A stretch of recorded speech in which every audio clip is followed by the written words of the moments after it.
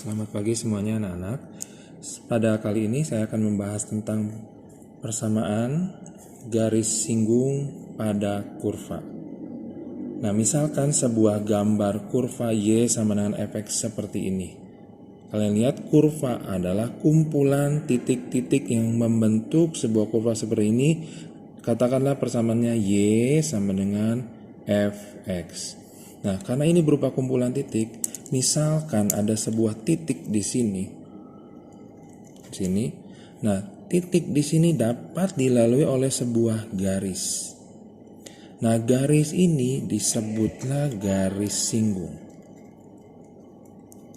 Kenapa disebut garis singgung? Karena dia menyinggung kurva di satu titik, bukan garis potong. Kalau potong di sini, dia memotong di dua titik atau lebih. Nah, karena ini disebut garis singgung, titik ini saya namakan dengan titik singgung. X1 dan Y1 koordinatnya. Tadi X1 dan Y1 saya namakan titik singgung. Ya, jadi X1 dan Y1 ini adalah titik singgung, ini adalah sebuah garis singgung. Tugas kalian di sini adalah menentukan persamaan garis singgung. Ya, menentukan persamaan garis. Seperti waktu SMP kelas 8, persamaan garis. Persamaan garis singgung yang kalian cari itu menggunakan formula rumus yang Y min Y1 sama dengan X min X1. Ya, menggunakan rumus yang ini. Saya garisin, kotakin. Nah, ini rumus yang kalian kenal waktu kelas 8 SMP. Ya, Y min Y1 sama dengan X min X1. Di mana X1 dan Y1-nya adalah titik singgung. Ya, X1 ini disebutnya absis. Y1 istilahnya adalah ordinat. M ini apa? Seperti kalian tahu, M adalah gradien. Ya, saya ulangi. Pada sesi kali ini, subbab kali ini, kalian ditugaskan untuk menentukan persamaan garis singgung. Persamaan garis singgung ini menggunakan formula kelas 8, Y min Y1 sama dengan M X min X1. Di mana X1, Y1-nya titik singgung, M-nya adalah gradien. Sekarang pertanyaan utamanya, fokus utamanya adalah bagaimana mencari X1, Y1, dan M. Intinya adalah kesimpulannya, untuk menentukan persamaan garis singgung dibutuhkan 3 komponen variabel. Yaitu apa saja? Tadi saya sudah jelaskan. 3 komponen variabel adalah yang ke-1 itu X1. Yang kedua itu Y1. Dan yang ketiga adalah gradien. Untuk menentukan persamaan garis singgung dibutuhkan X1, Y1, dan M. Pertanyaannya, bagaimana mencari X1, Y1, dan M? Biasanya dalam soal diketahui salah satu variabel ini. X1 yang diketahui, ditanya Y1 dan M. Diketahui Y1, ditanya M dan X1. Diketahui M, ditanya X1, Y1, atau juga dua-duanya diketahui. Ya, dua-dua diketahui entah X1, Y1, entah X1 dan M. Nah, itu biasanya salah satu yang sering.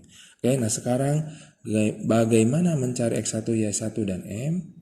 Lihat bagan di bawah ini. Saya gambarkan bagan di bawah ini untuk membantu kalian menentukan 3 variabel ini. Kalian lihat, jika diketahuinya X1. X1 tadi dinamakan apa? Absis. Ya, X1 itu absis. X1 ini kalau kalian masukkan ke persamaan kurva yang awal, X1 dimasukin ke persamaan kurva. Ini kan tadi ada kurva.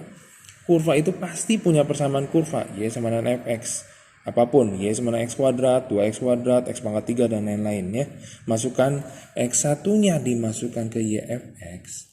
Ya, dimasukkan, ini disubstitusikan. Maka akan ketemu nilai Y1. Ya, ini nilai fungsi kan di polinom. Ulangi ya, kalau X1 diketahui, masukkan atau substitusikan ke Y(f(x) ketemu Y1. Tinggal mencari M-nya. Bagaimana mencari M? X1-nya kalian masukkan ke Y aksen. Apakah Y aksen? Y aksen itu turunan pertama. Ya, Y aksen. Jadi fungsinya diturunin sekali, turunan pertama. Kalau X1 dimasukkan ke Y aksen, maka akan ketemu gradien. Ya, jadi komplit semua.